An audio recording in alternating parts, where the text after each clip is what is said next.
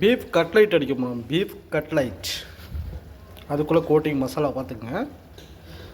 ஒரு 250 gram oil போட்டிருக்கேன். ஒரு அரை ஸ்பூன் ஜீரகம் போட்டுக்கோங்க. கொரியாண்டர், ஆனியன், சில்லி வெட்டி வச்சுருக்கேன்.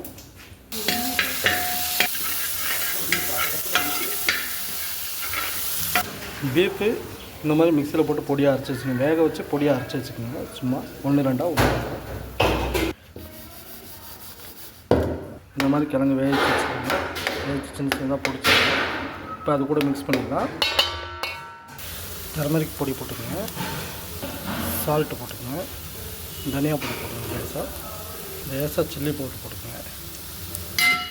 நல்லா போட்டு கிண்டி விடுங்க. இந்த ஸ்டேஜ் வரும்போது நம்ம பீஃப் ஆட் பண்ணிடலாம். அதில் எடுத்து வச்சுக்க பீஃப் போட்டுக்கலாம். அதில் இந்த மாதிரி மிக்ஸ் பண்ணி விட்டுக்கோங்க. இப்போ லாஸ்ட் கிழங்கு சேர்த்து விட்டுருவோம். அதில்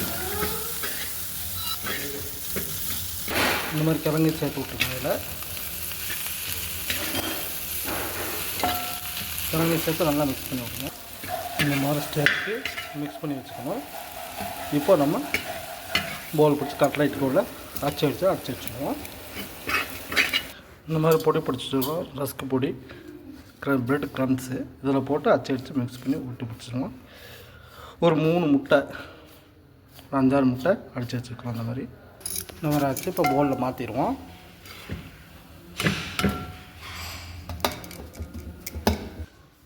முட்டைகளை பேஸ்ட் பண்ணி அடித்து வச்சிடணும். Egg, beef masala, bread crumbs. இப்போ எப்படி அடிக்கணும் வாட்ச் பண்ணுங்கள். இந்த மாதிரி ஒரு அச்சு எடுத்துக்கோங்க. இதை வச்சு நம்ம அச்சு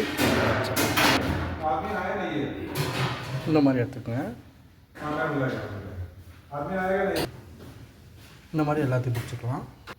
இந்த மாதிரி பிடிச்சி வச்சாச்சு.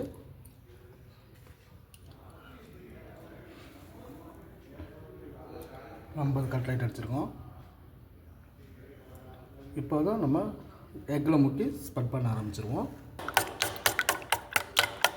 இப்போ இதை எக்கில் போட்டு மிக்ஸ் பண்ணிடலாம்.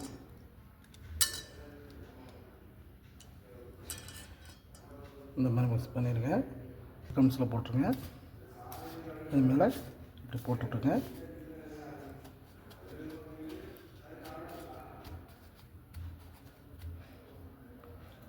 இந்த மாதிரி ஆயிரும். இப்போ இந்த மாதிரி எல்லாத்தையும் போட்டு எடுத்து வச்சுக்கலாம். இவ்வளோதான் பண்ணிச்சு. இப்போ ஆயிலில் போட்டு பொரிச்சு எடுத்துருவோம். பாருங்கள் எவ்வளோ க்யூட்டாக இருக்குன்னு. தாரு போட்டுவோம். இப்போ இதை ஆயிலில் போட்டு பொரிச்சு எடுத்துருவோம். இந்த மாதிரி தரம் வறுத்தாச்சு. ஆயிலில் போட்டு பொரிச்சு எடுத்துடலாம். ஆயிலில் ஒன்று போட்டுருவோம். இந்த மாதிரி போட்டுருவோம்.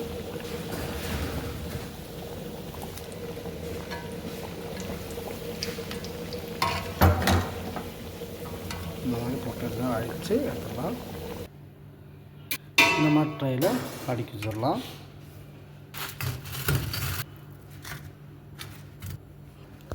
ஓகே ஃப்ரெண்ட்ஸ், இந்த மாதிரி அடிக்கிறீங்க. எவ்வளோ சூப்பராக வந்துருக்குன்னு. கட்லைட் ரெடி ஆகிடுச்சு.